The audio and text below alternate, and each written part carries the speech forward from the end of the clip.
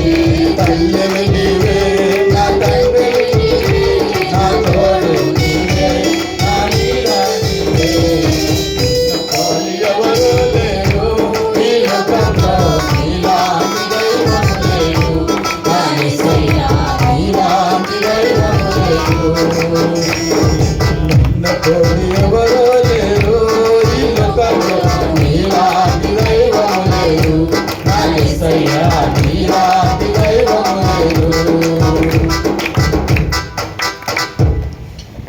రాజా నీ సన్నిధిలో నేనుంటానయ్యా మనసారా ఆరాధిస్తూ బ్రతికేస్తానయ్యా రాజా నీ సన్నిధిలో నేనుంటానయ్యా మనసారా ఆరాధిస్తూ బ్రతికేస్తానయ్యా నేనుండాలేనయ్యా నే బ్రతుకాలేనయ్యా నేనుండాలేనయ్యా నే బ్రతుకాలేనయ్యా నీవే లేకుండా నేనుండలేనయ్యా నీ తోడే లేకుండా నేను బ్రతకలేనయ్యా నీవే లేకుండా నేనుండలేనయ్యా నీ తోడే లేకుండా నేను బ్రతకలేనయ్యా రాజా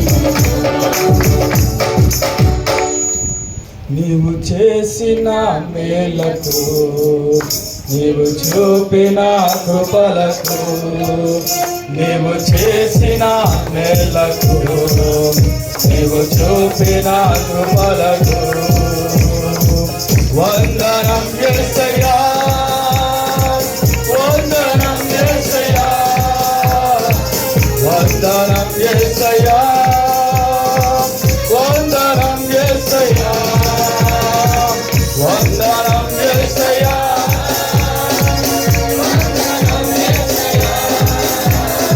వందనం యేసయ్యా వందనం యేసయ్యా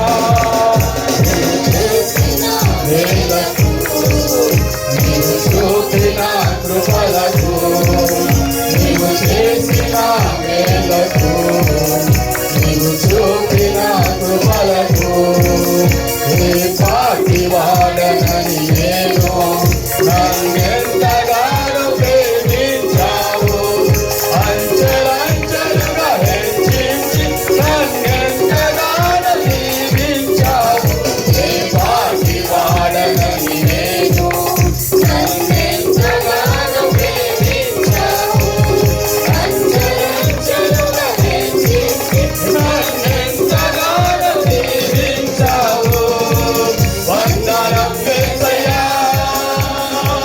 వందనం యేసయ్యా వందనం యేసయ్యా వందనం యేసయ్యా వందనం యేసయ్యా వందనం యేసయ్యా వందనం యేసయ్యా వందనం యేసయ్యా నీవు చేసిన మేలకు నీవు చూపిన కృపలకు నీవు చేసిన మేలకు నీవు చూపిన కృపలకు బలహీనుడనైన నేను నీవెంతగానో బలపరచావు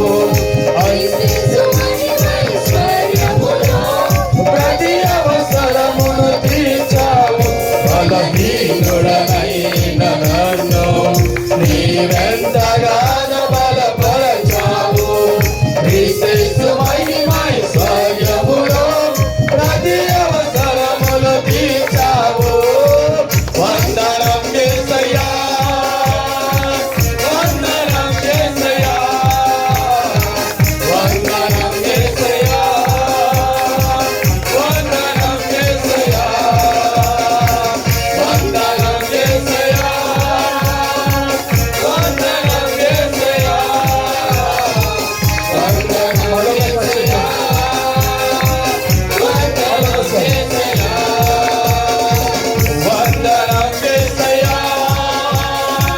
వందనం యేసయ్యా వందనం యేసయ్యా వందనం యేసయ్యా చేసిన మేలకు నీవు చూపిన కృపలకు నీవు చేసిన మేలకు నీవు చూపిన కృపలకు వందనం యేసయ్యా వందనం యేసయ్యా వందనం యేసయ్యా వందనం యేసయ్యా వందనం యేసయ్యా వందనం యేసయ్యా వందనం యేసయ్యా వందనం యేసయ్యా చేరువచ్చిన బిడ్డగా అందరికీ వందనాలు చెల్లిస్తున్నాను. 30వ కీర్తన బైబిల్ ఉన్న వారిని తీసుకొని చదువుకుందాం. యెహోవా నా శత్రువులను నా విషయమై సంతోషింపనీయక నీవు నన్ను ఉద్ధరించి ఉన్నావు. అందుకే నేను నిన్ను కొనియాడుచున్నాను. యెహోవా నా దేవా నేను నీకు మొరపెట్టగా నీవు నన్ను స్వస్థపరిచితివి. యెహోవా పాతాళములో నుండి నా ప్రాణమును దేవదీసితివి. నేను గోతిలోనికి దిగకుండా నీవు నన్ను బ్రతికించితివి. యెహోవా భక్తులారా ఆయనను కీర్తించుడి.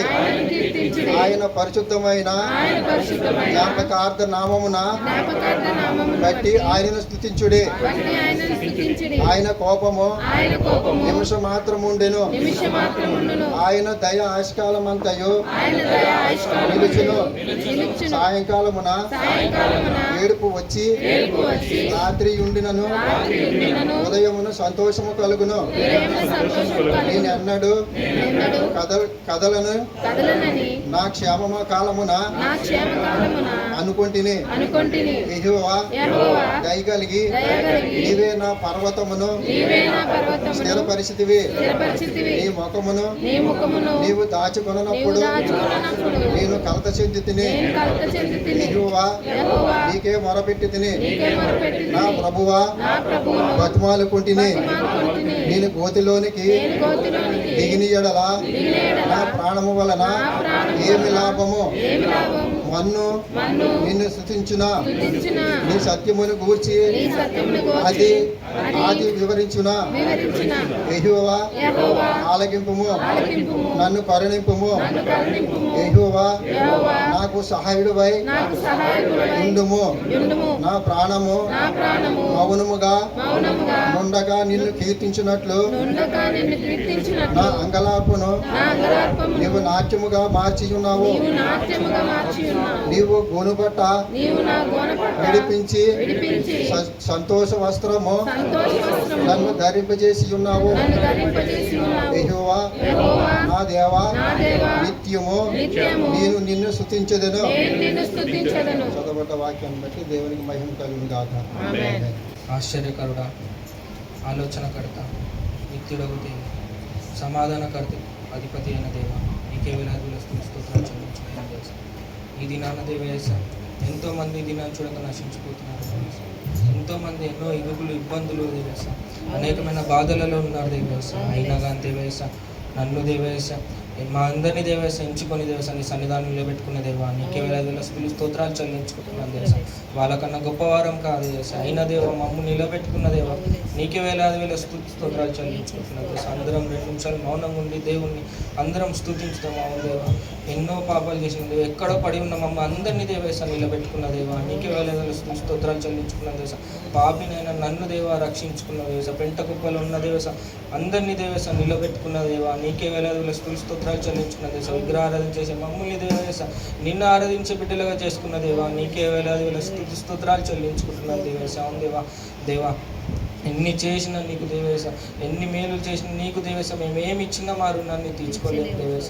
దేవ అందరూ ఎవ్వరూ మౌనంగా ఉండకుండా ఇక్కడ కేవలం ఇక్కడ నిలబడ్డ వారు దేవుని ఆరాధించే వారిలా కాకుండా అందరం నోరు తెలిసి దేవుని ఆరాధించాలిగా మనం చేస్తున్నాం. రాజాని భవనములో పగలు వేచియుందును. యేసు రాజాని భవనములో పగలు వేచియుందును. నిన్ను స్తుతించి ఆరాధించును. నా చింతలు మరచెదను. నిన్ను స్తుతించి ఆరాధించును. నా చింతలు మరచెదను.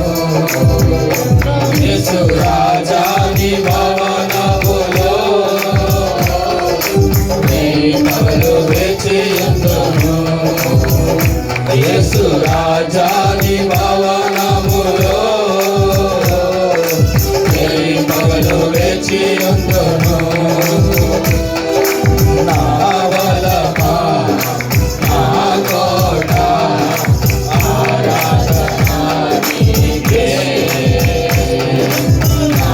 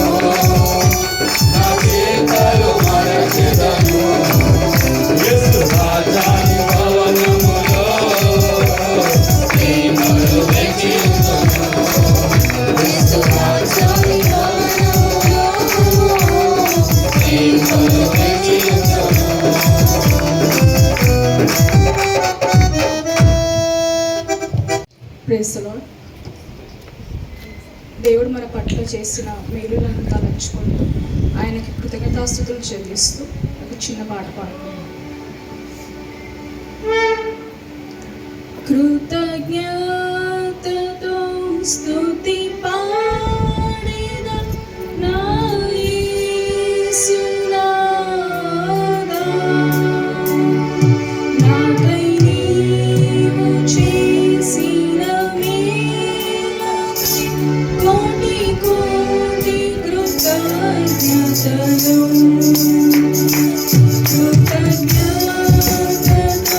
స్తుతి పాడెదన్ నా యేసునాథా,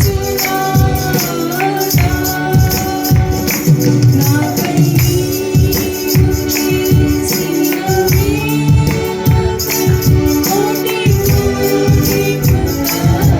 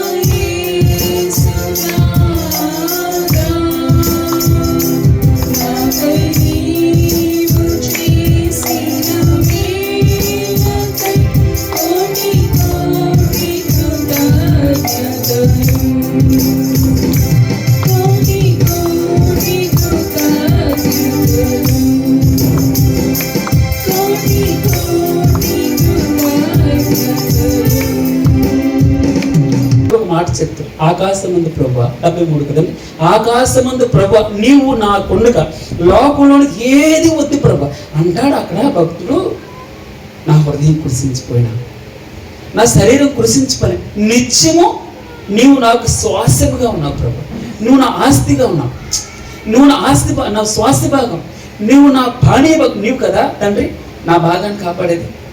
నేను అందుకే మనం చదువుకుంటూ వెళ్తే ఎన్నెన్ని బాగా చెప్తాను. ఎందుకు బాధపడతావు నువ్వు, ఎందుకు చింతిస్తావు, ఎందుకు ఏడుస్తావు? నేను కదా నిన్ను గురించి చింతించేది, నేను కదా నీ గురించి లక్ష్యం చేసేది. నేను లక్ష్యం చేస్తున్నాను, నేను పట్టించుకుంటున్నాను, నీకోసమైన తలంపంతా. మనం 800 కోట్ల మందిలో నేను పురుగులాంటి కదా ప్రభా, నీటి సముద్రంలో నీటి పొట్టి కదా, ధూళిని కదా అని అనుకుంటూ ఉండదు. కానీ భగవంతుని దృష్టిలో నీవు ఒక్కడే ప్రత్యేకంగా ఉన్నాను. మరలా చెప్తాను, నాకు చాలా ఇష్టం ఆ మాటలు చెప్పాలంటే. మీరు ఎప్పుడైనా వేల ముద్రలు చూసుకున్నారా? నీ వేల ముద్రల ప్రపంచం ఎవరితోటి కాదు, నేను అంత సెపరేట్గా డిజైన్ చేశాడు భగవంతుడు. నన్ను ఎవరు పిలకరిస్తారు, నన్ను ఎవరు లక్ష్యం చేస్తారు, నన్ను ఎవరు పట్టించుకుంటారు అని నేను అనుకుంటూ ఉండొచ్చు. కానీ భగవంతుడు ఆ వేల ముద్రలు చూడండి, నా ఒక్కడికి ఉంటాయి ప్రత్యేక. I am separated, I am only one. మీకు అర్థమవుతాం అన్నమాట. నేను ఒక్కడినే. నేను అందంగా ఉండొచ్చు, నల్లగా ఉండొచ్చు, తెల్లగా ఉండొచ్చు, లేదా రకరకాలుగా ఉండొచ్చు, నేను ఇతరులకు నచ్చకపోవచ్చు. కానీ నాకు బాగా ఇష్టమై భగవంతుడు తన రూపాన్ని నన్ను చేసుకున్నాడు. మీరు కూడా అలాగే అనుకోవాలి. మీరు ఇతరులు మనల్ని ఏమనుకున్నా పర్వాలేదు, కానీ మనం ప్రభువా నేను సెపరేట్, నేను స్పెషల్గా నన్ను చేసుకున్నాను.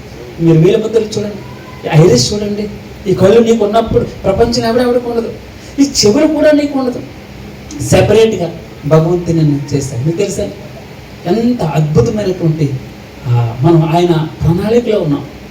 అందుకని ప్రణాళికలను అర్థం చేసుకుంటే నిజంగా ప్రభువా నా శత్రువులందరూ నేను ఏమన్నాడమ్మా, నా శత్రువులు నా విషయమే సంతోషింపనియట్లేదు.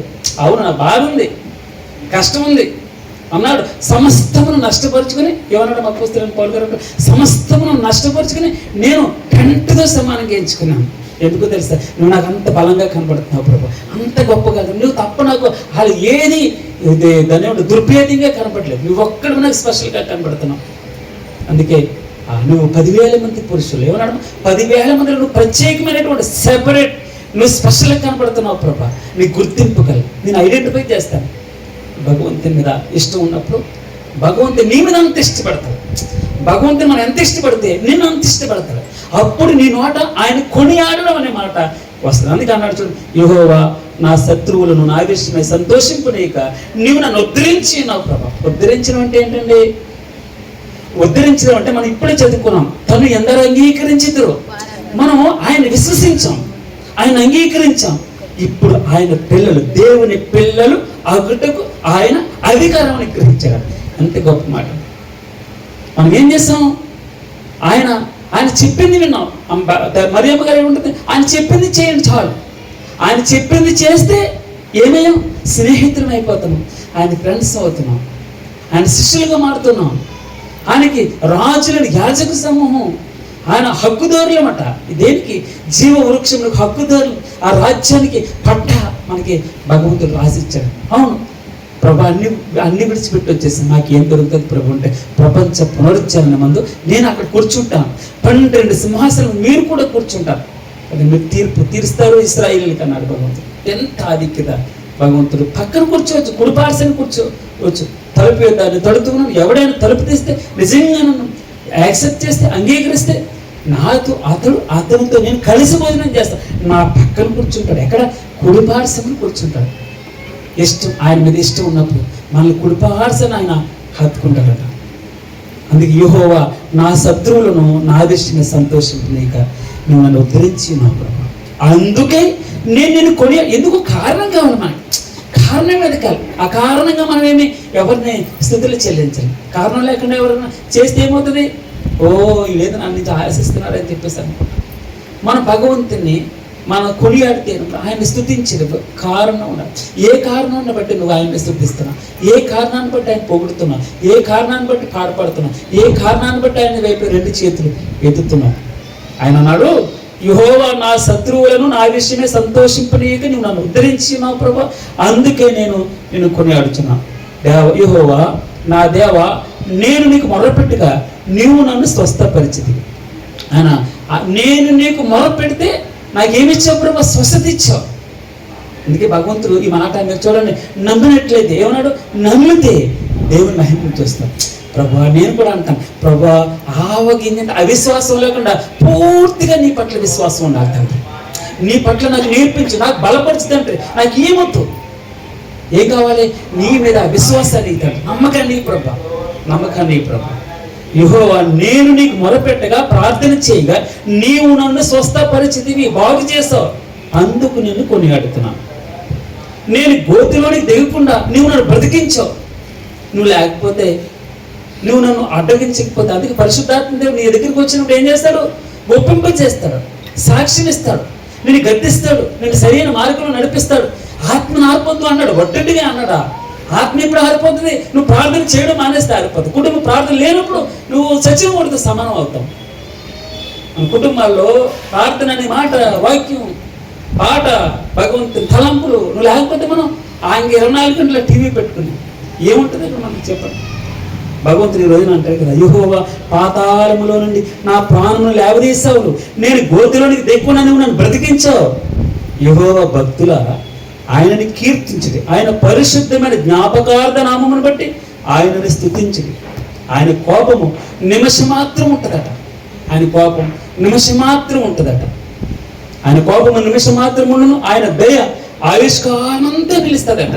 చిన్నగా కొట్టరండి, అమ్మ నాన్న కొట్టరు మళ్ళీ ఎన్నిసార్లు తప్పలేదు. ఈ రోజు లేవో ఎక్కడ కొడతాను వాళ్ళే అయ్యేసుకొని మమ్మల్ని పెద్ద ఎదిగినా కూడా మా నాన్న కర్ర వేసుకుని వచ్చేవాడు. అంటే దాని అర్థం ఏంటో తెలుసా? భగవంతుడు నిమిషం అప్పుడే మళ్ళీ 10 రూపాయలు 5 రూపాయలు ఎంత అంటే అంత బిడ్డల పట్ల ఎంత తల్లిదండ్రులు ఏ విధంగా ఉంటారో భగవంతుడుగా నిన్ను చూడు, ఎంత గొప్ప రిలేషన్. మనం ఆయన గురించి అలాగే ఆలోచించాలి. ప్రభు ఈ రోజు కొంచెం కష్టం వచ్చింది, జ్వరం వచ్చింది, ఈ రోజు బాధ వచ్చింది, ఎవరికి లేని సమస్య వచ్చింది, పర్వాలేదు, నువ్వు నన్ను వదిలిపెట్టే. ఇది మన విశ్వాసం. అవును ప్రభు అన్నాడు, నా హృదయం కృషించిపోవచ్చు, నా శరీరం కృషించు, అయినా కూడా నేను వదిలిపెట్టను ప్రభు.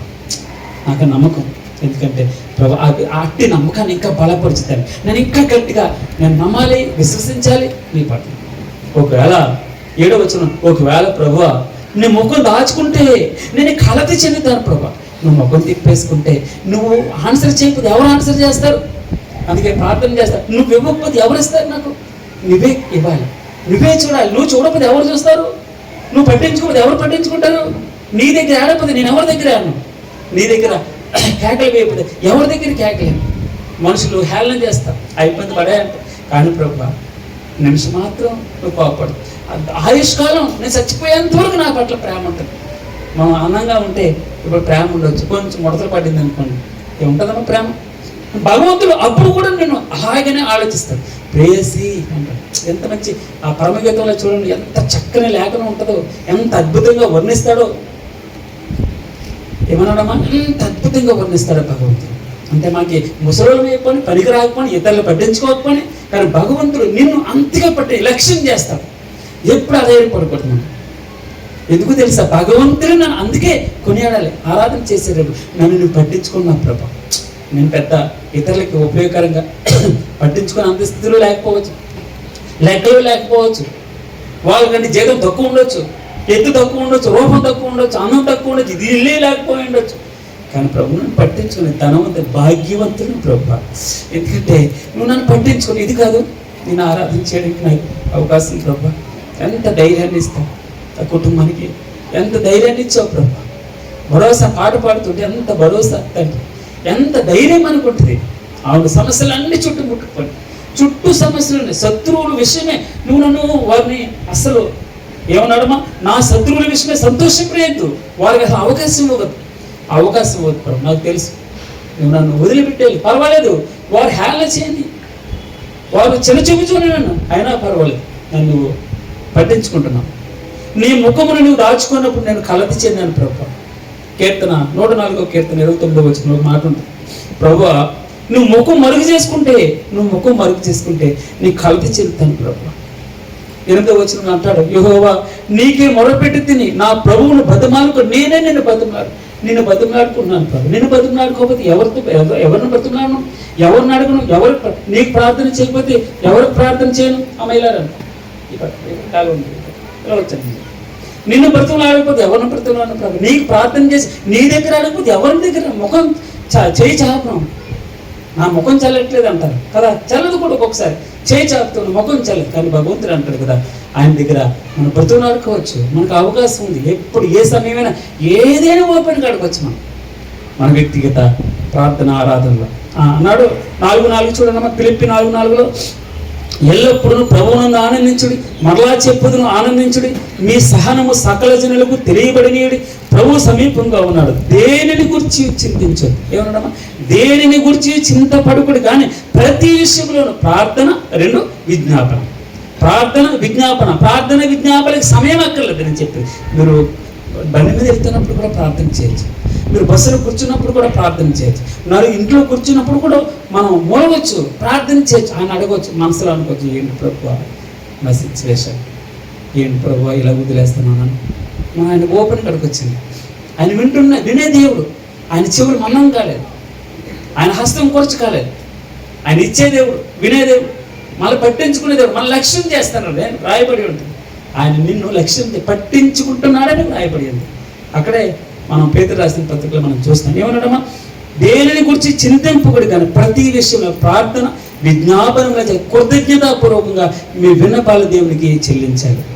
5:6 అంటాడు. 1 పేతురు 5:6 దేవుడు తగిన సమయమందు మిమ్మల్ని హెచ్చించినట్లు ఆయన బలిష్టమైన చేతి క్రింద దేని మనస్కులైనడి ఆయన మిమ్మల్ని గురించి చింతించుచున్నాడు. కింద ఫుట్ నోట్లో ఉంది, ఏమన్నదమ్మా, లక్ష్యము చేయొచ్చున్నాడు. మీ గురించి పట్టించు, మీ గురించి ఆలోచన చేస్తాను. మీరు ఆలోచన చేస్తారమ్మా, భగవంతుడు నా గురించి ఆలోచన చేస్తున్నాడా? లేదే, నేను అనుకోవట్లేదే. భగవంతుడే నా గురించి ఆలోచన చేస్తే నాకెందుకు ఈ శ్రమలండి, నాకెందుకు అన్నారు, నేనెందుకు ఇన్ని పిల్లలు మింగాలి, నేనెందుకు ఇంత వడ్డీ కట్టాలి, నేనెందుకు ఇన్ని నిందలు పడాలి, నేనెందుకు నా కుటుంబం ఎందుకు మంచి జరగట్లేదు, ఎన్ని సంవత్సరాల నుంచి పెట్టి నువ్వు నన్ను పట్టించుకుంటే, నువ్వు నన్ను లక్ష్యం చేసుకుంటే ఎందుకు ఈ కార్యం జరగదు, నీకు అసాధ్యమైనది ఏదైనా లేదన్నారే, నాకు సాధ్యం, నాకు అసాధ్యమైనది ఏదైనా కలనా అని ఇర్మియా గ్రంథం 17 వచ్చాము 26 వచనంలో ఆయన మాట్లాడుతున్నాడే. మీరు ఇదేంటి అంటే, భగవంతుడు నమ్మండి, నమ్మితే దేవుని మహిమను చూస్తావు, నమ్మితే దేవుని మహిమను చూస్తావు. ఆయన నిన్ను గూర్చి లక్ష్యము చేయొచ్చు. ఇప్పుడు కొనియాడదాం ఆయన. అవును ప్రభు, వేస్తా మంచి ఇస్తాడు, బెస్ట్ ఇస్తాడు. నువ్వు ఊహించు, నీకు అర్థం కాదు, అంతగా అద్భుతంగా. నేను ఒక్కొక్కసారి వెళుతూ ఆలోచన చేస్తే మన జీవితంలో మనకు బెస్ట్ ఇస్తాడు. ఈ టెంట్ ఎలాగ ఉండొచ్చు, మనకి ఇక్కడ పడిపోయింది, చిరాకుగా ఉంది, నాకు ఆయాసం, బెస్ట్ ఇస్తావు ప్రభా, బెస్ట్ ఇస్తావు, నువ్వు మంచిది ఇస్తావు, ఊహించింది ఇస్తావు. నాకు నీ మీద నమ్మకం ఉంది, నేను బతుకులాడుకుంటున్నాను. అవును ప్రభా, కొన్ని సిచ్యువేషన్స్ అటు ఇటు ఉండొచ్చు. ఏది జరిగినా ఏదైనా కూడా మనకి మంచి జరగడానికి కొద్దిగా కొంచెం కష్టపడుతుంది ఈ రోజున ఇష్టం. కానీ అది ఊహించి, అరే ఎట్లా జరిగిందండి అని ఇతరులు ఆశ్చర్యపడేంతగా అద్భుతం చేస్తారు భగవంతుడు. ఆయన పట్టించుకుంటే అది తిరిగేలేదు. ఆయన లక్ష్యం చేస్తే భగవంతుడు చిన్నగా ఉండొచ్చు, మనం చిన్న గుంపు ఉండొచ్చు, అయినా పర్వాలేదు. భగవంతుడు పెద్ద దేవుడు మనకి, ఆయన పెద్ద హస్తం, ఆయన మంచి మనసు, పెద్ద మనసు ఆయన. అండ్ అందుకే అడుగు ప్రతి వాడిని ధారాళంగా దయచేస్తుంది. అసలు వద్దు ప్రభు అంటమ్మా, నీకు చాలే ప్రభు అన్నంతగా నేను దీవిస్తాడు, నేను ఆశీర్వదిస్తాడు, నీ కుటుంబంలో సంతోషాన్ని ఇస్తాడు. భగవంతుడు అన్నాడు, తగిన సమయమందు మిమ్మల్ని హెచ్చించినట్లు ఆయన బలిష్టమైన చేతి క్రింద దేని మనసుకు లేదు. ఆయన మిమ్మల్ని గురించి చింతించుచున్నాడు. అసలు గనుక మీ చింత యావత్తు ఆయన మీద వేయండి. 34వ కీర్తన 6వ వచనం అంటాడు, ఈ దీనుడు మొరపెట్టగా యెహోవా ఆలకిస్తున్నాడు, అతని శ్రమలన్నిట్లోనూ అతను రక్షించాడు. దిస్ పర్సన్ ఏమన్నాడు, this poor man cried and the lord healed him and saved him out of all his troubles. ఎంత మంచి మాట. అన్ని సమస్యల నుంచి, అన్ని బాధల నుంచి, కష్టాల నుంచి, ఇరికల నుంచి అన్నిటిని తేలికైపోతాడు మనం. నాంగలార్పును 11వ వచనం ఇక్కడ చదువుతున్నాం. నాంగలార్పుని నువ్వు నాట్యంగా మార్చావు ప్రభు. నా ఏడుపుని, నా దుఃఖాన్ని నేను గొంతులేస్తున్నాను ప్రభు. పక్కన మూలన కూర్చున్నాను, నా ఏడుపుని నువ్వేం చేస్తావు, అంగలార్పుని నా నాట్యంగా మార్చేశావు. ఏడుపుని కదండి అన్నాడు. 31వ అధ్యాయం 3వ వచనం ఇర్మియా గ్రంథంలో, శాశ్వతమైన ప్రేమతో నేను ప్రేమించున్నాను గనుక విడువక నీ ఎడల కృప చూపించున్నాను. ఎలా అండి, శాశ్వతమైన ప్రేమతో నేను నిన్ను ప్రేమించుచున్నాను గనుక విడువక నీ ఎడల కృప చూపించున్నాను. యెషయా గ్రంథం 25వ వచనంలో ప్రభువైన యెహోవా ప్రతివాని ముఖం మీద ప్రతివాని ముఖం మీద కళ్ళల్లో ఉన్న ఏడుపును తుడిచేస్తాడట, బాష్ప బిందువులన్నిటిని తుడిచేస్తాడట. మన ఈ పక్కన ఉంది 113వ కీర్తన 7వ వచనంలో అనేక సార్లు చదువున్న రిఫరెన్స్. ప్రధానులతోనూ తన ప్రజల ప్రధానులతో వారిని కూర్చుండబెట్టుటకి ఆయన నేల నుండి దరిద్రులను లేవనెత్తారట. నేల నుండి దరిద్రులను లేవనెత్తి పెంట కుప్పల మీద నుండి బేదలను లేవనెత్తువాడు. ఆయన సంతులైన దాన్ని ఇల్లాలుగాను కుమారుల సంతోషంగా తల్లిగా చేస్తాడు. యెహోవాను స్తుతించి, మీరు అర్థం చేసుకోండి, కొనియాడటం, ఆయన కొనియాడడం, ఆయన్ని మనస్ఫూర్తిగా మీకు హృదయంలో నుంచి వచ్చి ఒక్క దాన్ని ఏమంటారు కళ్ళల్లో నుంచి చిన్ని కన్నీటి పొట్టు ఎంత గొప్ప ఆరాధన ఇస్తుందో తెలుసండి. అంతగా కొద్ది ఎన్నో మన జీవితంలో ఎన్ని మేళ్ళు అనుభవించాము కాదా. మీరు ఆలోచన చేయని కూర్చొని ఎప్పుడు తెల్లగాగితం పెట్టుకోండి, ఇక్కడ తెల్లగాగితం పెట్టండి. మీకున్న ఏ నష్టాలు జరిగినాయి, మీకు ఏ మేలు జరిగిందో చూడండి. మిమ్మల్ని ఎప్పుడు దేవుడు మర్చిపోలేదండి. కాదు మన మూర్ఖత్వం బట్టే మనం భగవంతుని తిరుగుబాటు చేయడమే.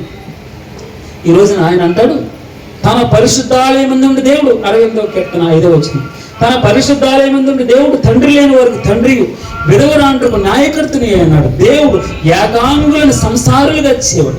ఆయన బంధింపబడిన వారిని విడిపించి వారిని ఏ సమస్య అయినా కానండి, ఏ సమస్య అంటే అది అనారోగ్యమైన సమస్య అవ్వచ్చు, ఆర్థికమైన ఇబ్బంది అవ్వచ్చు, లేదా ఇంట్లో అసమాధానం అవ్వచ్చు, భార్యాభర్తల మధ్య గొడవ అవ్వచ్చు, లేదా పక్కింటి వారి నీకున్న గొడవ అవ్వచ్చు. ఏదైనా కూడా ఆయన అన్నాడు, బంధింపబడిన వారిని విడిపించి వారిని వర్ధిల్ల చేయబడి యెహోవా నా శత్రువులు నా విషయమే సంతోషింపనీగా నీవు నన్ను ప్రభువా ఉద్ధరించావు తండ్రి, ఉద్ధరించావు. 140 ముగిస్తాడు. 145వ కీర్తన 2వ వచనంలో అంటాడు, రాజు అయిన నా దేవా నిన్ను గణపరిచేదను, నీ నామము నిత్యము సన్నతిస్తాను ప్రభు. ఎప్పుడు ఎల్లప్పుడు నీకు స్తుతులు చెల్లిస్తాను, అనుదినము నేను నిన్ను స్తుతించదు, నిత్యము నీ నామమును స్తుతించదు. మన నోట స్తుతి ఉంటే మన ఇంట్లో అద్భుతం జరుగుతుంది. మన నోట స్తుతి ఉండాలి, మన నోట ఆయన కొనియాడుతూ ఉండాలి, ఆయన గణపరుస్తూ ఉండాలి. మాటలు ఎవరు ఏమనుకున్నా పర్వాలేదు, ప్రభువా నీకు స్తుతులు తండ్రి, నీకు స్తోత్రం స్తోత్రం స్తోత్రం స్తోత్రం స్తోత్రం స్తోత్రం స్తోత్రం అంటే సాతానంద గారు దురాత్మ శక్తులు కదిలింపు పడతాయి, పారిపోతాయి. అన్నాడు, యెహోవాను స్తుతించుడి, నా ప్రాణమా యెహోవాను స్తుతింపుము. 146వ కీర్తన 1వ వచనంలో మాట ఉంటుంది, నా జీవిత కాలమంతా నేను యెహోవాను స్తుతించేదను, నేను బ్రతుకు కాలమంతా ఎప్పుడు మర్చిపోతాను. ఈ పురుగులు అంటూని అన్నాడు, ఏం చేసామండి, తను అంగీకరించాం, విశ్వసించాం, ఆయన పిల్లలమైపోయాం.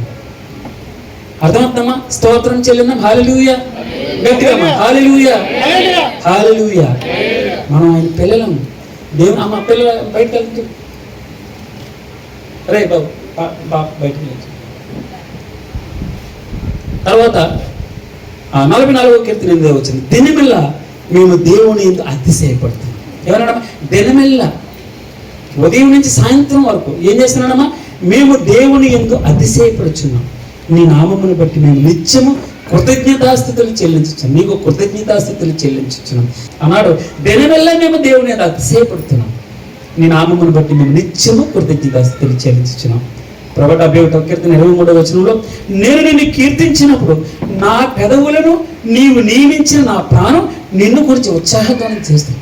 నిన్ను స్తుతి చెల్లిస్తుంటే నా పెదవులే కాదు ప్రభా, నా హృదయం, నా శరీరం, నా జీవితం సంతోషం వేస్తుంది, గొంతులేస్తుంది అన్నాడు. నేను నిన్ను కీర్తించినప్పుడు నా పెదవులను నీవు నియమించిన నా ప్రాణం నిన్ను గూర్చి ఉత్సాహధ్వానం చేస్తుంది. కాగా నా నాలుక 24వ వచనంలో చూడండి, కాగా నా నాలుక నీ దినమెల్లా నీ నీతిని గురించి వర్ణించును. ఏమన్నాడమ్మా, కాగా నా నాలుక దినమెల్లా నీ నీతిని వర్ణించును. 104వ కీర్తన 33వ వచనంలో, నా జీవిత కాలమంతయు నేను యెహోవాకు కీర్తన పాడతాను, నేనున్నంత కాలం నా దేవుని కీర్తిస్తానన్నాడు. దేవుని నామమునకు మహిమ కలుగును గాక. అందుకే చివరిగా సాయంకాలన ఏడుపు వచ్చి రాత్రంతా ఉందట, ఉదయమున సంతోషం కలదు. పలుకుదామన్నమాట అందరూ కలిసి, సాయంకాలం ఏడుపు వచ్చి రాత్రి ఉండిన ఉదయమున సంతోషం కలగదు. ఆయన మనకి ఆయన దీవెన మనం కొనియాడేటట్టు మన జీవితంలో గొప్ప సాక్ష్యం ఇస్తాడు, మంచి సాక్ష్యం ఇస్తాడు. మీరు ఒకవేళ అనుకోవచ్చు, నా ఉద్యోగంలో పదవున్నతే గొప్ప సాక్ష్యం, ఒక భూమి కొనుక్కోవడం గొప్ప సాక్ష్యం, ఉద్యోగం రావడం సాక్ష్యం, పెళ్ళిళ్ళు అవ్వడం సాక్ష్యం అని మీరు అనుకుంటూ ఉండదు. నేను చెప్తున్నంత కదా, అన్నీ వదిలిపెట్టేసి చిన్న బైబిల్ పెట్టుకొని రోడ్డు పక్కన కూర్చుంటాం, స్తోత్రం ప్రభువా నీవు ఉన్నావు చాలు అంటున్నా. ఆ మాట పలుకుతుంటే దేవుడు ఎంత సంతోషపడతాడు తెలుసా. నీకు ఎంతైనా ఉండు, నా ఇంట్లో ఎంత ఘనమైనటువంటి ఇల్లు కట్టుకో, ఎంత అద్భుతమైనటువంటి మేడమిద్దులు కట్టుకో, భగవంతుని స్తుతించే మనసు లేనప్పుడు ఆ ఇల్లు విలువ లేదండి.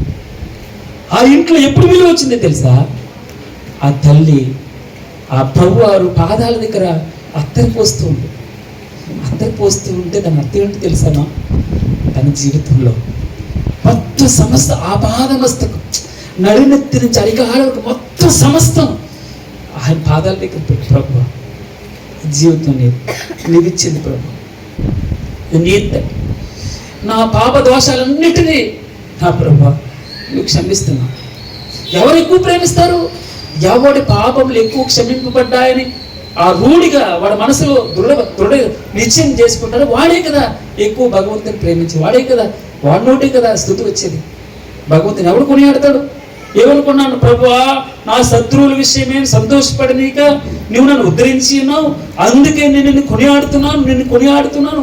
నీ జీవితంలో బాధ వచ్చినప్పుడు ఏం చేద్దామంటే మనం ఆయనకి స్తుతి చెల్లిద్దాం. కష్టం వచ్చినప్పుడు ఆయనకి స్తుతి చెల్లిద్దాం. ఇబ్బంది వచ్చినప్పుడు స్తుతి చెల్లిద్దాం. ఆయనకి స్తుతులు చెల్లిద్దాం. మనం అలవాటు చేసుకుందాం.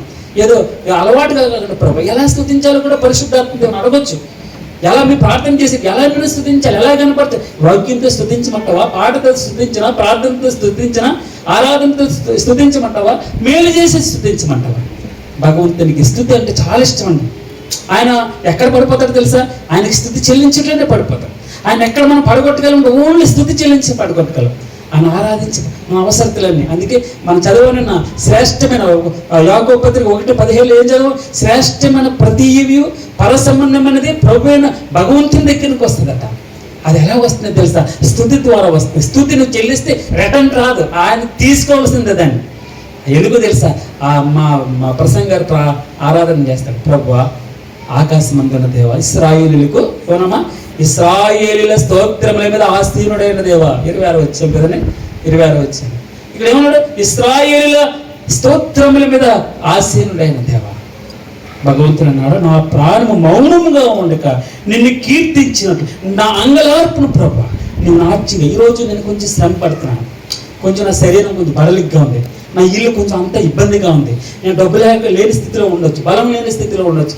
కానీ ప్రభు మీరు చూడండి ఇక్కడ ఏమన్నాడు? చీకటి నుండి వెలుగులోనికి, తన ఆశ్చర్యకరమైన వెలుగులోనికి పిలిచినటువంటి మిమ్మల్ని రాజులని యాజక సమూహం, ఏర్పరచబడిన వంశం, పరిశుద్ధ జనం, దేవుని సొత్తైన ప్రస.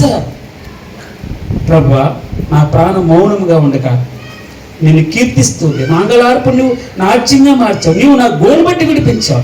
నా గోను బట్టి నా అవమానాన్ని తీసివేశావు, అన్నిటిని తీసివేశావు. సంతోష వస్త్రం ధరింపజేశావు. చేసిన పని ఏంటి ప్రభు? పరలోక రాజ్యానికి నీకు ఏమన్నాడమ్మా? పరలోక రాజ్యానికి నీకు నేను వ్యతిరేకంగా ప్రవర్తిస్తున్నాను తండ్రి. పరలోక రాజ్యానికి వ్యతిరేకంగా ప్రవర్తించాను, నీకు వ్యతిరేకంగా ప్రవర్తించాను. నీ ప్రాణాన్ని అర్థం చేసుకోలేదు, డబ్బు ముఖ్యం అనుకున్నాను, నాకు రావాల్సిన ఆస్తి నాకు ఇచ్చేయమని చెప్పాను, దూరదేశం వెళ్ళాను కదండి. దుర్వ్యాపారం వలన మొత్తం పాటు చేసుకుని వస్తూ ఉన్నాడు. మురుక్కుడులతో వస్తున్నాడు, పందులు తినే పొట్టు ఆ ప్రాంతంలో వాసన పడుతున్నాడు, చెడు వాసన వస్తుంది దాని దగ్గర. తండ్రి అల్లంత దూరాన్ని చూస్తాను, అల్లంత దూరాన్ని చూస్తాను. పరుగు వెళ్ళిపోయి మొట్టమొదటి ఏం చేశాడు తెలుసా? తను కౌగిలించుకుని అలాగే ఉండి, ఎవరక్కడ? మొట్టమొదట ప్రశస్త వస్త్రం పట్టమా. మీరు చూడండి అక్కడ ఆ మాట కాదు, ఎవరడమ్మా వస్త్రం పట్టని చూడగా. ఎందుకో తెలుసమ్మా? రక్షణ అనే వస్త్రం కోల్పోయాడు. ఆయనే మొత్తం ఆ దిశమలను కప్పినట్టుగా చూసి రక్షణ. ఇది నీ గొప్ప సాక్ష్యం. మనం మారు మనసు పొందడం, పశ్చాత్తాపడటం, భగవంతుని నిజమైన ఆరాధన చెల్లించడం అక్కడి నుంచే వస్తుంది. నువ్వు మారు మనసు పొందావున్న సంగతి నీ కోడలు చూడాలి, నీ అత్తగారు చూడాలి, నీ పొరుగు వారు చూడాలి. నీకు అందుకే అన్నాడు నన్ను గురించి సాక్ష్యం ఇస్తాడని. ఎవరి గురించి సాక్ష్యం ఇవ్వాలి? మనమే ఆయనకి సాక్ష్యం. పరిశుద్ధాత్మ దేవుడు ఇస్తున్నాడు, యేసుక్రీస్తు. మనం కూడా ఆయనకి సాక్ష్యం ఇచ్చే వరకు ఉండాలి. మన మాట, మన చూపు, తలంపు, ప్రవర్తన, మన ఇల్లు గొప్ప అద్భుతమైన సాక్ష్యం ఇచ్చేది. అదే గొప్ప ఆరాధన. అందుకే ఎంత చేశాడండి దేవుడు? ఏం చేయలేదు, ఏం తక్కువ చేశాను నీకు? ఇంతకంటే ఎక్కువ ఏం చేయను అన్నాడు భగవంతుడు. కారు ద్రాక్షలు కాయటకు కారణం ఏంటి? ఎందుకంటే ఎక్కువ ఏం చేయగలను? నువ్వు సరి చేసుకోవట్లేదా? ఏం ఆరాధన చేస్తున్నావు? ఆ హృదయాన్ని సరి చేసుకోలేని ఆరాధనే కాదు, నోటి మాట ద్వారా వచ్చే ఆరాధన కాదు, హృదయం పగిలిపోవడం ఆరాధన. అద్దరి పుట్టు పగలు పుట్టుకున్నదేమి ఆరాధన. ఆ ఆరాధన చేస్తూ ఉంటే వాసన వస్తుంది. అది ఇల్లంతా అక్కడ రసులు కారుతున్నాయి. కుష్టి వ్యాధిగ్రస్తుని ఇంట్లో భోజనం చేస్తున్నాడు భగవంతుడు. భోజనాన్ని కూర్చున్నాడని వ్రాయబడింది. ఆ ఇంట్లో రసులు కారేటటువంటి వాసన, కంపు కుట్టే వాసన. నా జీవితం, నా బతుకు. యేసయ్య వచ్చాడండి. యేసయ్య రావడంతో ఆ హృదయంలో గలిబిలి జరిగింది. ఏం జరిగింది? ప్రభువా, అసహ్యమైనది ఆయనకి ఆయాసకరమైనది ఏది ఉండకూడదు. ఏమన్నాడమ్మా? ప్రభువా, నీకు ఆయాసకరమైనది, నీకు ఇష్టం లేనిది తీసివేద్దండి. మిగిలిన తర్వాత అండి ప్రభుని మన కోరికలు, ప్రభువా నీకు ఆయాసకరమైనది, నీకు ఇష్టం లేనిది ఇస్తే నిత్య మార్గాన్ని నడిపించు అని ప్రార్థన చేస్తాను. అత్తరు పుట్టి పగలగొట్టినట్టుగా మన హృదయాన్ని పగలగొట్టుకుంటే ఆయన మీద అత్తరు పోస్తూ ఉంటే ఆ ఇల్లంతా వాసన, జీవపు వాసన ఏం పోయింది? ఇప్పుడు మరణ వాసన పోయింది, దుర్మార్గత పోయింది, కల్మషం పోయింది, కుష్టి వ్యాధి పోయింది. అక్కడి నుంచి రసలకారే జీవితం పోయింది, ఆ పనులు తినే పొట్టు పోయింది, మార్పు జరిగింది. అక్కడ యేసయ్య వచ్చినప్పుడు ఆయన ఆరాధన చేసినప్పుడు ఆ ఇల్లంతా గుప్పమంటారు. తెలుసమ్మా? గుప్పమంట ఉంటే ఆ ముక్కుల్లోకి లోపలికి వెళ్తుంది యేసయ్య వాసన. మనం ఆరాధన చేస్తే మన జీవితాన్ని ఆయన దగ్గర దారబోసుకోవాలి. నలుగురిలో చెప్పుకోవక్కర్లేదు. ఒక వ్యక్తిగతంగా కూర్చున్నప్పుడు మన సిచ్యువేషన్ ఎలాగుంది, నా ఇల్లు ఎలాగుంది ప్రభు, ఎలాగ ఆరాధన చేస్తాను, ఎలాగ నేను మహింపరచగలుగుతాను, ఎంతగా తగ్గించుకున్నాను, ఎంతగా చేసి, ఎంతగా నా కోసం, నా పాపం కోసం, నా కోసం నన్ను ఉద్ధరించడానికి, నన్ను కూర్చోబెట్టి నిత్యజీవం ఇవ్వడానికి, నీ రాజ్యంలో నీ పక్కన కూర్చోబెట్టుకోవడానికి, ఆ కుటుంబంలో సంతోషాన్ని ఇవ్వడానికి. మన జీవితాల్లో ఆలోచన చేసుకుందాం. కలిసి భోజనం చేయగలుగుతున్నామా? కలిసి ఆరాధన చేయగలుగుతున్నామా? కలిసి ప్రార్థన చేయగలుగుతున్నామా? ఆరాధన చేద్దాం, ప్రభుని మహిమపడతాం. కృతజ్ఞతతో స్తుతి పాడెదా నా యేసునాదా, నాకై నీవు చేసిన మేలుకై కోటి కోటి కృతజ్ఞతలు.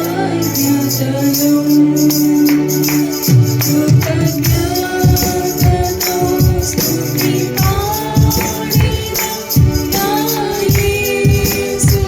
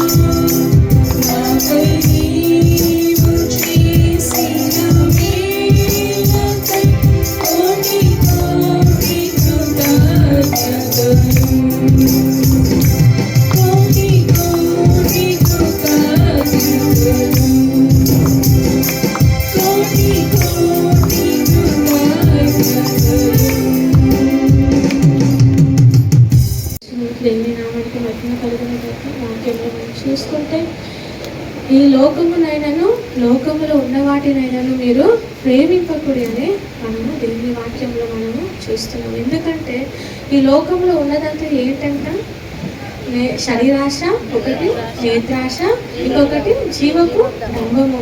ఈ లోకము పాపముతో నిండి ఉంది కాబట్టి ఈ లోకమును మీరు ప్రేమింపకుడి అని దేవుని వాక్యం మనకి సెలవిస్తుంది. ఈ లోకమునైనాను లోకములో ఉన్న వాటినైనాను మీరు ప్రేమింపకుడి.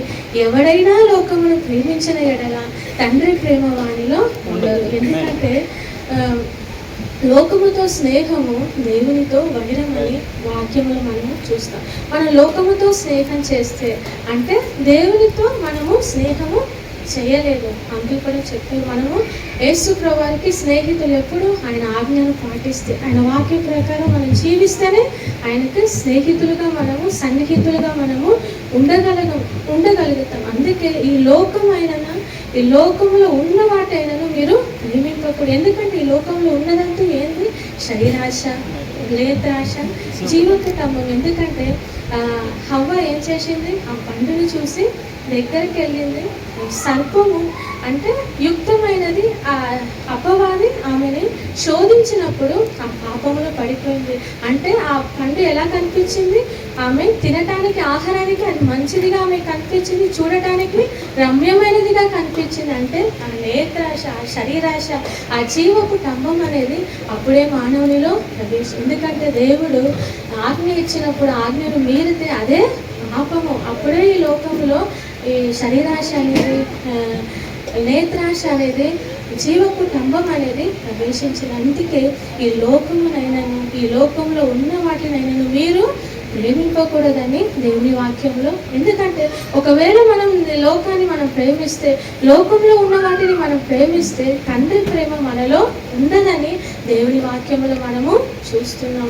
అదేవిధంగా లోకమును దాని ఆశయు గతించిపోవచ్చున్నది, కానీ దేవుని చిత్తమును జరిగించేవాడు నిరంతరము నిలుచును. ఈ లోకంలో ఉన్నదంతా నేత్రాశ, శరీరాశ, జీవపు డంబము, ఇవన్నీ మనము ప్రేమింపకూడదు. కానీ మనం ఏం చేయాలి, లోకము దాని ఆశయు ఏమి గతించిపోవచ్చున్నది. ఈ లోకము ఈ ఆశ అన్నీ కూడా ఒకరోజు నాశనమైపోయేది, కానీ తండ్రి చిత్తాన్ని నెరవేర్చేవారే నిరంతరము నిలుచునని మనం దేవుని వాక్యములో మనము చూస్తున్నాం. ఎందుకంటే ఈ లోకము మనకు శాశ్వతము కాదు. ఈ లోకము మనకి నిరంతరము కాదు. కానీ మన పౌరస్థితి ఎక్కడ ఉంది, వాక్యములు మనం చూసుకుంటే ఫిలిప్పీ 3:20 మనం చూసుకుంటే, ఫిలిప్పీ 3:20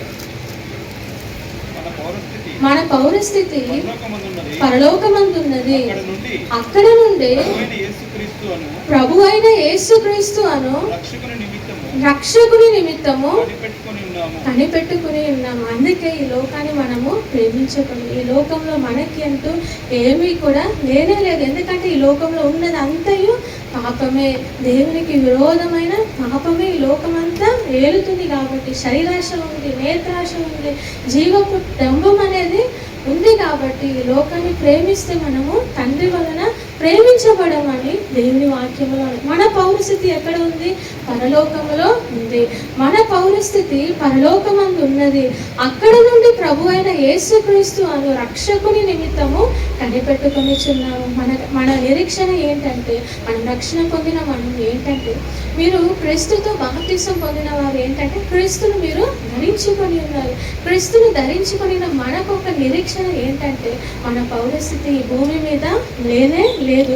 అందుకే కొలస్సీలో మనం చూస్తాం 3:1, మీరు క్రీస్తుతో కూడా లేపబడిన వారైతే పైనున్న వాటినే వెదకుడి, అక్కడ క్రీస్తు దేవుని కుడి పార్శ్వమున కూర్చుని ఉన్నాడు. మనము క్రీస్తుతో కూడా లేపబడిన అనుభవంలో మనం ఉంటే మనం కింద వాటిని మనము వెతకకూడదు, లోకాన్ని మనము ప్రేమించకూడదు, లోకంలో ఉన్న వాటిని మనము ప్రేమించకూడదు. మనము క్రీస్తుతో లేపబడి అనుభవంలో మనం జీవిస్తే మనం ఎక్కడ పైన ఉన్న వాటినే మనము వెనకాలి. మన దృష్టి ఎక్కడ ఉండాలి? మన పౌరస్థితి ఎక్కడ ఉంది? పరలోకంలోనే మన పౌరస్థితి ఉంది. అక్కడ నుండే మన రక్షకుడైన యేసు ప్రభువారు వస్తున్నారని మనము నిరీక్షిస్తున్నాం. కాబట్టి మన దృష్టి ఎక్కడ ఉండాలి? పైన ఉన్న వాటి మీదే మన దృష్టి మనం ఉంచాలి. అక్కడ క్రీస్తు దేవుని కుడి పార్శ్వమున కూర్చుండి ఉన్నాడు. పైనున్న వాటి మీదనే కానీ భూ సంబంధమైన వాటి మీద మనస్సు పెట్టుకొనకుడి. ఏలయనగా మీరు మృతి పొందితీరి. ఈ భూ సంబంధమైన వాటి మీద మీరు మనస్సు పెట్టకూడదు. ఈ లోకాన్ని మనం ప్రేమించకూడదు. ఈ లోకంలో ఉన్న వాటిని మనం ప్రేమించకూడదు. ఈ భూ సంబంధమైన వాటి మీద మనము మనస్సు పెట్టుకోకూడదు. ఎందుకంటే మీరు మృతి పొందితీరి. దేనికి మనము మృతి పొందాం? పాపానికి మనము మృతి పొందాం. క్రీస్తుతో కూడా మనము ఇప్పుడు బాప్తిసం ఇచ్చేటప్పుడు పడుకోబెట్టి ఇట్లా లేదు. ఎందుకంటే మనం పాపానికి చనిపోయి నీతికి మనము యేసు ప్రభువారితో కూడా మనము లేచి అనుభవం మనకు కలిగి ఉన్నామని బాప్తిసం మనము రుజువుగా మనం చేసుకుంటాం. అందుకే మీరు మృతి పొందితిరి. పైనున్న వాటి మీదనే కానీ భూ సంబంధమైన వాటి మీద మనస్సు పెట్టుకొనకూడదు. ఏలయనగా మీరు మృతి పొందితిరి. ఈ భూ సంబంధమైన వాటి మీద మీరు మనస్సు పెట్టుకోకూడదు. ఎందుకంటే మనం ఈ లోకానికి మనము మృతి పొంది ఉన్నామని దేవుని వాక్యంలో మనం చూస్తున్నాం. మీ జీవము క్రీస్తుతో కూడా దేవుని యందు దాచబడి ఉంది. కాబట్టి మనము మన దృష్టి ఎక్కడ ఉండాలి? మన పౌరస్థితి ఎక్కడ ఉందో మన దృష్టి కూడా అక్కడే ఉండాలి. ఈ భూమి మనకు కాదు. అంటే ఈ భూమిలో మనం ఉన్నంత వరకు ఎలా ఉండాలి?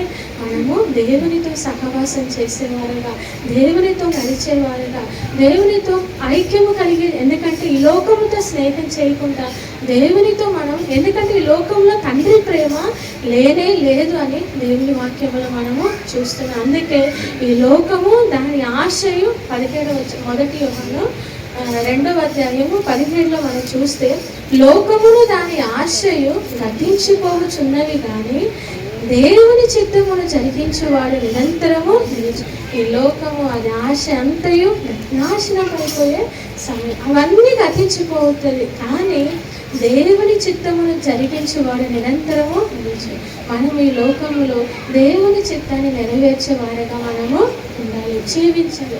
దేవుని చిత్తం మన పట్ల ఏంటిదని మనము గ్రహించి దేవుని చిత్త ప్రకారం మనము జీవించేవారుగా మనము ఉండాలి. రోమపత్రిక 12వ అధ్యాయము 1-2 వచనంలో మనం చూసుకుంటే, రోమపత్రిక 12 కాబట్టి సహోదరులారా, పరిశుద్ధమును దేవునికి అనుకూలమునైన సజీవ యాగముగా మీ శరీరములను ఆయనకు సమర్పించుకొనుడని దేవుని వాత్సల్యమును బట్టి మిమ్మల్ని బతిమాలు కొనుచున్నాను. ఇట్టి సేవ మీకు యుక్తమైనది. ఇక్కడ మనం చూసుకుంటే దేవుని చిత్తముని నెరవేర్చేవారు నిరంతరము నిలిచి. ఈ లోకంలో మనం దేవుని చిత్తం నెరవేర్చాలి. ఈ లోకంలో మనము దేవునికి అనుకూలంగా మనము జీవించాలి. ఎందుకంటే ఈ లోకాన్ని మనం ప్రేమించకూడదు. ఈ లోకంలో ఉన్న వాటిని మనం ప్రేమించకూడదు. మన పౌరస్థితి పరలోకంలో ఉంది కాబట్టి, మనము క్రీస్తుతో కూడా లేపబడినాము కాబట్టి ఈ లోకానికి మనము మృతి పొందిన జీవితం మనం జీవించాలి. క్రీస్తుతో కూడా లేపబడిన జీవితం, పైనున్న వాటినే మనం దృష్టి పెట్టాలి. కాబట్టి మనం ఎలా జీవించాలంటే, మనము సహోదరులారా, కాబట్టి సహోదరులారా, పరిశుద్ధమును దేవునికి అనుకూలమునైన సజీవ యాగముగా మీ శరీరములను ఆయనకు సమర్పించుకోవాలి. మన శరీరాన్ని దేవునికి ఎలా సమర్పించుకోవాలి? సజీవ యాగంగా మనము అప్పుడు పాత నిబంధన గ్రంథములు బలులు అర్పిస్తాము. అంటే అన్నిటినీ ఖండించి దేవునికి దహన బలులుగా అక్కడ అర్పిస్తారు.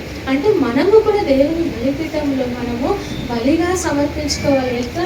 సజీవ యాగంగా మన శరీరాలని. ఎందుకంటే అంకుల్ ఇంతకు ముందే చెప్పారు, మన శరీరమే మనకు శత్రువు, మన శరీరమే మనకు శోధన, మన శరీర ఇచ్చలే, మన శరీరంలో వచ్చే పాపమే మనల్ని పడద్రోస్తుంది. కాబట్టి అవన్నీ మనం జయించాలంటే మన శరీరాన్ని దేవునికి సజీవ యాగంగా మనం ఆయన బలిపీఠం మీద మనం సమర్పించుకోవాలి. అందుకే ఇక్కడ సజీవ యాగముగా మీ శరీరములను ఆయనకు సమర్పించుకొనుడని దేవుని వాత్సల్యమును బట్టి మిమ్మల్ని బతిమాలు కొనుచున్నాను. ఇట్టి సేవ మీకు యుక్తమైనది. ఇట్టి సేవ అనేది, ఇట్టి పరిచర్య అనేది, ఈ ఇట్టి సేవ మీకు యుక్తమైనదంటే ఇది దేవునికి అనుకూలమైనది. ఇది దేవుడు మన ఎడల కలిగిన ఒక ముఖ్యమైన ఉద్దేశం. ఎందుకంటే మనం పరిశుద్ధంగా జీవించాలి ఈ లోకంలో మనం జీవించాలి. ఇప్పుడు సముద్రంలో ఉప్పు ఉంటుంది కదా, ఎందుకంటే సముద్రపు నీళ్ళు ఎలా ఉంటుంది, ఉప్పుగా ఉంటుంది. కానీ మనం చేపల్ని తింటాం కదా, చేపలు ఎంత మాత్రం ఉప్పు ఉంటుందా, ఉప్పు ఉండనే ఉండదు, అంతే కదా. అందుకే మన జీవితంలో కూడా ఈ లోకంలో జీవించిన ఈ లోకపు మాలిన్యము, ఈ లోకపు పాపము మనల్ని అంటకుండా మనం దేవుని కొరకు ప్రత్యేకకరంగా జీవించాలి. అందుకే ఈ లోకాన్ని మీరు ప్రేమించకూడదు, ఈ లోకంలో ఉన్న వాటిని మీరు ప్రేమించకూడదు. ఎందుకంటే ఈ లోకంలో తండ్రి ప్రేమ లేనే లేదు. అందుకే దేవుని చిత్తాన్ని నెరవేర్చువాడే నిరంతరము కూడా నిలుచును. కాబట్టి మనం ఏం చేయాలి, మన శరీరాలని, మన అవయవాలని మనం దేవుని సన్నిధిలో సజీవ యాగముగా మనము సమర్పించుకోవాలని ఈ భక్తుడు, అపోస్తులైన పౌలైన భక్తుడు రోమాపత్రిక రాస్తున్నప్పుడు నేను మిమ్మల్ని బతిమాలుచున్నానని అని ఆయన ఎంతో బతిమాలతో ఈ పత్రికలో నేను మిమ్మల్ని బతిమాలుకొనుచున్నాను. ఎందుకంటే వీరు క్రీస్తుతో కూడా లేపబడిన వారు, వీరు ఆయన రక్తములో కడగబడిన వారు, క్రీస్తును ధరించుకున్న వారు. కాబట్టి మీరు ఏం చేయాలి, సజీవ యాగంగా మీ శరీరములను ఆయనకు సమర్పించుకున్నాడని దేవుని వాత్సల్యమును బట్టి మిమ్మల్ని నేను బతిమాలుకొనుచున్నానని అక్కడ ఆయన ఈ లోక మర్యాదను మీరు అనుసరించకూడదు. దేవునికి ఉత్తమమైనది ఏది, అనుకూలమైనది ఏది, సంపూర్ణమైన దేవుని చిత్తం మీద పరీక్షించి తెలుసుకున్నట్లు మీ మనస్సు మారి నూతన మకుట వలన రూపాంతర పొందుడి. దేవుని చిత్తం, ఆయనకు అనుకూలమైనది ఏది, ఆయన పరిశుద్ధమైనది ఏది, సంపూర్ణమైనది ఏది, దేవుని చిత్తం ఏదో మనం పరీక్షించి తెలుసుకోవటానికి మన మనస్సు మారాలంట, మనం రూపాంతరము చెందాలంట. దినదినము మనం రూపాంతరము చెందాలి, దినదినము మనం పరిశుద్ధపరచబడాలి, దినదినము మన శరీరములను, మన అవయవములను దేవునికి సర్వాంగ దహన బలిగా, అంటే సజీవ యాగముగా మన శరీరములను ఆయనకు సమర్పించాలి. అందుకే ఇక్కడ ఇట్టి సేవ మీకు యుక్తమైనదని దేవుని వాక్యంలో మనము చూస్తున్నాం. రెండవదిగా మనం చూసుకుంటే మొదటి దశలోనికీయులకు రాసిన పత్రిక 4వ అధ్యాయము, మొదటి దశలోనికీయులకు రాసిన పత్రిక 4వ అధ్యాయము 3వ వచనము 4వ వచనం మనం చూస్తే మీరు పరిశుద్ధులగుటయే అనగా మీరు జారత్వమునకు దూరముగా ఉండుటయే దేవుని చిత్తము. మీలో ప్రతివాడును దేవుని ఎరగని అన్య జనుల వలె కామాభిలాష యందు కాక పరిశుద్ధత యందును ఘనత యందును తన ఘటమును ఎట్లు కాపాడుకొనవలెను అది ఎరిగి ఉండుటయే దేవుని చిత్తము. దేవుని నామానికి మహిమ కలుగును గాక.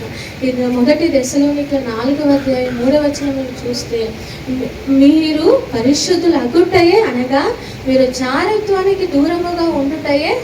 మనము పరిశుద్ధ అవ్వాలని మనం అనుదినము నూతన పరచబడాలి, అనుదినము పరిశుద్ధపరచబడాలి. జారత్వానికంటే ఈ లోక పాపానికి, ఈ లోక మాలిన్యానికి మనము దూరముగా ఉండాలనేదే మన పట్ల దేవుని యొక్క ముఖ్యమైన ఉద్దేశం, ఆయన చిత్తం. మనం పరిశుద్ధంగా మనం ప్రత్యేకంగా, మనం అన్ని జనుల వల్లే అందరితో కలిసి మనము జీవించకూడదు, మనకంటూ ఒక ప్రత్యేకత అనేది ఉండాలి. అందుకే పరిశుద్ధులు అగుటయే దేవుని యొక్క చిత్తము. ఈ జారత్వానికి, లోకానికి, పాపానికి దూరంగా ఉండుటయే దేవుని యొక్క చిత్తము. ఆయనకు ఈ లోకానికి మనం దూరంగా ఉంటే దేవునికి మనం దగ్గరగా ఉంటాము. మనం ఎప్పుడు ఇరుకులు వచ్చిందని మనం బాధపడకూడదు, ఇబ్బందులు వచ్చిందని మనం బాధపడకూడదు, రోగం వస్తుందని మనం ఎందుకంటే ఇవన్నీ దేవునికి దేవునితో మనకి సన్నిహిత. మనం ఎప్పుడైనా ఇరుకులు వచ్చేటప్పుడు కొంచెం ఎక్కువ ప్రార్థన చేస్తాం, ఇబ్బందులు వచ్చేటప్పుడు ఎక్కువగా దేవుని వెతుకుతాము. అందుకే దేవుడు ఎందుకు ఇరుకులు, ఇబ్బందులు, సమస్యలు ఈ లోకంలో మనం పెడతాడంటే దేవునితో మనము ఇంకా దగ్గర అవ్వాలని, దేవునితో ఇంకా మనము మాట్లాడాలని, ఆయన తన వైపు మనల్ని తిప్పుకుంటా ఉంటాడు. అందుకే మనము పరిశుద్ధంగా ఈ లోక ఆచారాలను మనము అనుసరించకూడదు, ఈ లోక మర్యాదలను మనము అనుసరించకుండా మనం ఎట్లా జీవించాలి? నేను పరిశుద్ధులగుటయే దేవుని యొక్క చిత్తం. జారత్వానికి, లోకానికి, లోక పాపానికి మనము దూరంగా ఉండాలి. శరీరాశ, నేత్రాశ, జీవపు డంబ మనల్ని ఏలకుండా మనల్ని పరిశుద్ధంగా కాపాడుకున్నటయే దేవుని యొక్క చిత్తంగా మనము చూస్తాం. 4వ వచనంలో మనం చూస్తే, మీలో ప్రతి వాడును దేవుని ఎరుగని అన్యజనుల వలె కామాభిముల ఆశ యందు కాక పరిశుద్ధత యందును ఘనత యందును తన ఘటమును ఎట్లు కాపాడుకోవడవలేనో అది ఎరిగి ఉంటుటయే దేవుని చిత్తం. దేవుని నామానికి వందనాలు. ఇక్కడ తన ఘటమును ఎట్లు కాపాడుకోవాలంటే మన శరీరాలను మనం ఎట్లా కాపాడుకోవాలి అని మనం ఎరిగి ఉండాలంట. అంటే ఆత్మీయంగా మనము ఎదిగే కొలది, వాక్యం చదివే కొలది, ప్రార్థన చేసే కొలది మనల్ని మనం ఎట్లా పరిశుద్ధంగా ఉంచుకోవాలని మనం ఎదుగుతాం. అది ఎరిగి ఉండడమే దేవుని యొక్క చిత్తం అంట. అంటే మనం ఎట్లా పరిశుద్ధంగా ఈ పాపం నన్ను అంటకుండా ఎట్లా జీవించాలని దేవునితో మనం సన్నిహితముగా ఉండి అది మనం ఎరిగి ఉన్నప్పుడే మనము దేవుని చిత్తాన్ని మన శరీరంలో దేవుని మనము గణపరచాలని దేవుని వాక్యంలో కూడా మనం చూస్తాం. 1 కొరింథీ 6:19 మనం చూస్తే, 1 కొరింథీలు 6వ అధ్యాయము 1 కొరింథీ 6, మీ దేహము దేవుని వలన మీకు అనుగ్రహింపబడి మీలోనున్న పరిశుద్ధ ఆత్మకు ఆలయమై ఉన్నదని మీరు ఎరుగరా? మీరు మీ సొత్తు కారు, విలువ పెట్టి కొనబడిన వారు కనుక మీ దేహముతో దేవుని మహిమపరచుడి. దేవుని నామానికి మన పరిశుద్ధులు అగుంటాయే. ఇంకొకటి మనము పరిశుద్ధంగా మనల్ని కాపాడుకుంటాయే. అంటే ఎట్లా ఈ ఘటాన్ని, ఈ శరీరాన్ని, మన అవయవాలని మనం ఎట్లా పరిశుద్ధంగా కాపాడుకోవాలో ఎరిగి ఉండటయే దేవుని చిత్తం అంట. దేవుని నామానికి వందనాలు. మనం ఆత్మీయంగా ఎదిగేకొలది దేవుడు మనము ఇలాంటి ఆత్మీయతలో అదే దేవుని చిత్తం అనే దేవుని వాక్యంలో మనము చూస్తున్నాం. ఇక్కడ కూడా దేవుడు ఏమంటున్నాడు? మీ దేహము దేవుని వలన మీకు మన దేహం ఎవరి వలన అనుగ్రహింపబడింది? దేవుని వలననే మనకి ఈ దేహం అనేది, శరీరం అనేది అనుగ్రహింపబడింది. మీలోనున్న పరిశుద్ధాత్మకు ఆలయమై ఉన్నదని మీరు ఎరుగుదరా? దేవుడు మనము బాప్తిసం తీసుకున్నప్పుడు, మనము ఆయనను అంగీకరించినప్పుడు, పరిశుద్ధాత్మ అభిషేకముతో మనం నింపినప్పుడు మనం ఎవరున్నారు? దేవుని ఆత్మ, దేవుని పరిశుద్ధాత్మ మనలో నివసిస్తున్నాడు. మన శరీరము, మన హృదయము ఆయన ఆలయమై ఉన్నామని మీరు ఎరుగరా అని దేవుడు అంటున్నారు. అదే ఈ 1 కొరింథీలోనే 3:16 మీరు దేవుని ఆలయమై ఉన్నారని, దేవుని ఆత్మ మీలో నివసించుచున్నాడని మీరు ఎరుగరా? దేవుని ఆత్మ మీలో ఉన్నారని, దేవుని ఆత్మ మీలో నివసించుచున్నారని మీరు ఎరుగరా అని దేవుడు ఇక్కడ మాట్లాడుతున్నారు. ఎవడైనా దేవుని ఆలయమును పాడు చేస్తే దేవుడు వారిని పాడు చేయడు. దేవుని ఆలయము పరిశుద్ధమై ఉన్నది. మీరు దేవుని ఆలయం ఎలా పరిశుద్ధమై ఉన్నది? దేవుడు మనలో, పరిశుద్ధాత్మ మనలో నివసిస్తున్నాడు. మన దేహము పరిశుద్ధమైన ఆలయంగా ఉండాలనేదే దేవుని యొక్క ఇష్టం. ఆయన మన ఎడలో ఉంచిన ఉద్దేశం. ఎందుకంటే ఆయన పరిశుద్ధుడు కాబట్టి మనము కూడా పరిశుద్ధులుగా ఆయనలాగా, ఆయన స్వరూపంలాగా, ఆయనలాగా పరిశుద్ధంగా జీవించాలనే దేవుని యొక్క ఇష్టము. అందుకే ఆయన ఆత్మను మనలో ఉంచారు. అందుకే మీ దేహము దేవుని ఆలయం అని మీరు ఎరుగరా అని దేవుడు మాట్లాడు. మీ దేహము దేవుని వలన మీకు అనుగ్రహింపబడి మీలోనున్న పరిశుద్ధాత్మకు ఆలయమై ఉన్నదని మీరు మన దేహము దేవుడు అనుగ్రహింపబడిన పరిశుద్ధాత్మకు అది ఆలయమై ఉన్నదని మనం ఎరిగి ఉండాలి. ఎరిగి ఉన్నప్పుడే మనము ఈ లోకానికి మనం దూరంగా జీవిస్తాం. దేవుని ప్రణాళికలు మనము జీవిస్తాం. అందుకే మీలో ఉన్న పరిశుద్ధాత్మకు ఆలయమై ఉన్నదని మీరు ఎరుగరా? మీరు మీ సొత్తు కారు, విలువ పెట్టి కొనబడిన వారు కనుక మీ దేహముతో దేవుని మహిమపరచుడి. అంటే మీరు మీ సొత్తు కాదు, మనం మన సొత్తు కాదు. ఎందుకంటే విలువ పెట్టి మనం కొనబట్టమంట. విలువ పెట్టి అంటే యేసు ప్రభువారు కల్వరి గిరిలో కార్చిన ఆ అమూల్యమైన రక్తాన్ని బట్టి, అంటే ఆయన మన ఏ విలువ ఇచ్చారంటే, ఇప్పుడు మనం ఏదైనా కొనుక్కోవాలంటే డబ్బులు ఇస్తాం. ఎంతో ప్రశస్తమైనది కొనాలంటే, ఇంకా విలువ కలిగినది కొనాలంటే ఇంకా ఎక్కువ డబ్బులు ఇస్తాం. కానీ దేవుడు డబ్బులతో, అంటే పేతురులో కూడా ఉంటుంది కదా, క్షయమైన వస్తువులతో దేవుడు మనల్ని బంగారముతో కానీ వెండితో కానీ దేనితో మనల్ని కొనలేదు. కానీ ఆయన అమూల్యమైన రక్తానే చిందించి మనల్ని కొన్నారు. కాబట్టి మనము విలువ బట్టి కొనబడిన వారము కనుక మన దేహముతో మనం ఎవరిని మహిమపరచాలంటే దేవుని మహిమపరచాలి. మనం ఏది చేసినా మనము దేవుని మహిమపరిచే వారంగా మనము మన దేహముతో ఆయనను మహిమపరచాలి. అందుకే ఈ ఘటాన్ని ఎట్లా పరిశుద్ధంగా కాపాడుకోవాలో అది దేవుని యొక్క చిత్తము.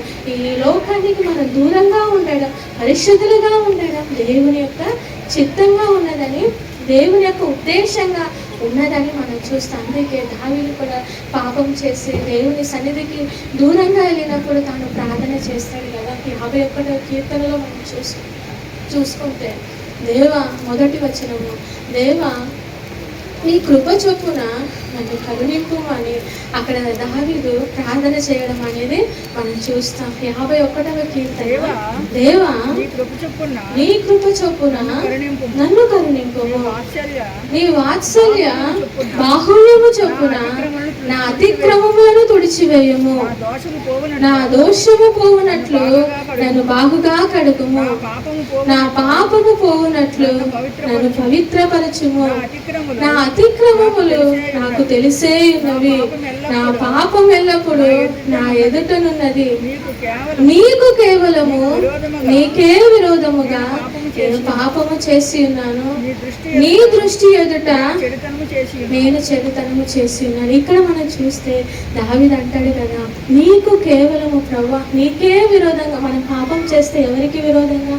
ప్రభువా, నీకు కేవలం నీకే విరోధముగా నేను పాపము చేసి, నీ దృష్టి ఎదుట ప్రభువా నేను చెడుతనము చేసి ఉన్నాను ప్రభువా అని. దేవా నీ కృప చొప్పున నన్ను కరుణించుము, నీ వాత్సల్య బాహుళ్యము చొప్పున నా ప్రతి ఒక్క అతిక్రమాన్ని నన్ను తుడిచివేయము ప్రభువా. ఎందుకంటే పాపం చేసినప్పుడు, ఆయన సన్నిధికి దూరం అయిపోయినప్పుడు ఆయన సన్నిధిని మనము అనుభవించలేము. అందుకే ప్రభువా నీ సన్నిధిలో నుండి నన్ను త్రోసివేయకుము, నీ పరిశుద్ధ ఆత్మను నా యుద్ధ నుండి తీసివేయకము, నీ రక్షణానందము మరలా నాకు పుట్టించము, సమ్మతి గల మనసు కలుగజేసి నన్ను దృఢపరచమని తాను దేవుని దగ్గర పశ్చాత్తాపడుతూ కన్నీటితో దేవుని ప్రార్థన చేస్తున్నాను. తాను పాపం చేసేటప్పుడు నీకు ప్రభు, నీకు విరోధంగా నేను పాపం, నన్ను క్షమించు ప్రభు, నీ సన్నిధానం నుండి నన్ను త్రోసివేయకుని పరిశుద్ధాత్మను నా యొద్ద నుండి తీసివేయకని దేవుని ఎంతగానో కన్నీటితో ఆయన ప్రార్థన చేయడం అనేది మనము చూస్తాం. అందుకే మన శరీరాన్ని మనము సజీవ యాగంగా ఆయనకు సమర్పించుకోవాలి. దేవునికి ఉత్తమమైనది ఏమి, ఆయనకు అనుకూలమైనది దేవుని చిత్తం ఏదో పరీక్షించి తెలుసుకోవాలని, మన మనస్సు మారి ప్రతిరోజు మనం నూతనపరచబడాలని మనము దేవుని వాక్యంలో మనము చూస్తున్నాం. అదేవిధంగా 1 యోహాను రాసిన పత్రిక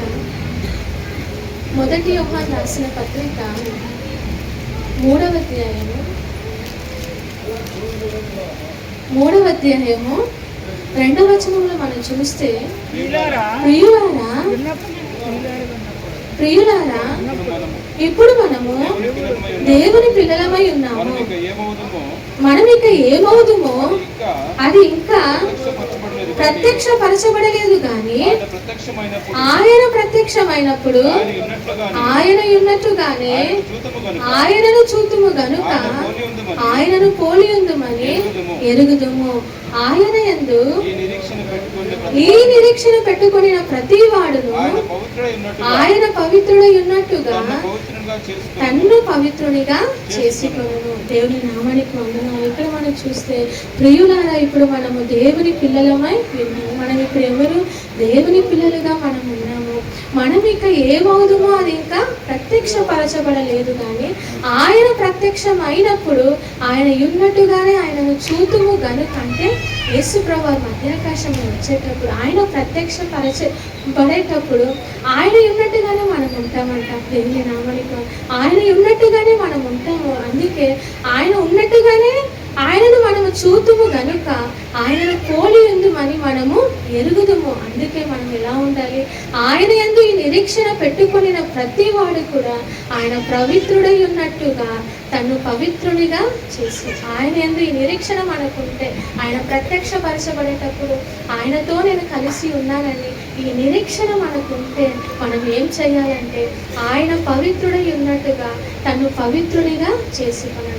మనం ప్రతిరోజు నూతనపరచబడాలి, మనం ప్రతిరోజు రూపాంతరపరచబడాలి, మనం ప్రతిరోజు శుద్ధిపరచుకోవాలి. దావీదు అన్నాడు కదా, పాపం చేసి పశ్చాత్తు ప్రభువా నీ సన్నిధానంలో నుండి నన్ను దూరము చేయకు, నీ పరిశుద్ధాత్మను నా ఎదురు నుండి తీసివేయకు ప్రభువా, సమ్మతి గల మనసు నాకు కలుగ చేయరాజా అని నీ రక్షణ ఆనందము మరలా నాకు పుట్టించు. ఎందుకంటే మన పాపములు ఒప్పుకొనినప్పుడు అంట, మన పాపములను మనం ఒప్పుకొనిన ఎడల ఆయన నమ్మదగిన వాడు, నీతిమంతుడు కనుక ఆయన మన పాపములు క్షమించి సమస్త దుర్నీతి నుండి మనల్ని పవిత్రులుగా చేస్తాడు. మనం ఏమైనా తప్పిదము చేస్తే కూడా మనం అప్పటికప్పుడు దేవుని సన్నిధిలో మనము శుద్ధిపరచుకోవాలి. ఆయన నమ్మదగిన వాడు, ఆయన నీతిమంతుడు కనుక ఆయన మన కొరకు కాచిన రక్తములో మన ప్రతి పాపం అతిక్రమములను ఆయన తుడిచివేసే దేవుడుగా, నమ్మదగిన దేవుడుగా ఆయన మనకు ఉన్నాడు. అదే 1 యోహాను 2వ అధ్యాయములో మనం చూస్తే 2వ వచనములో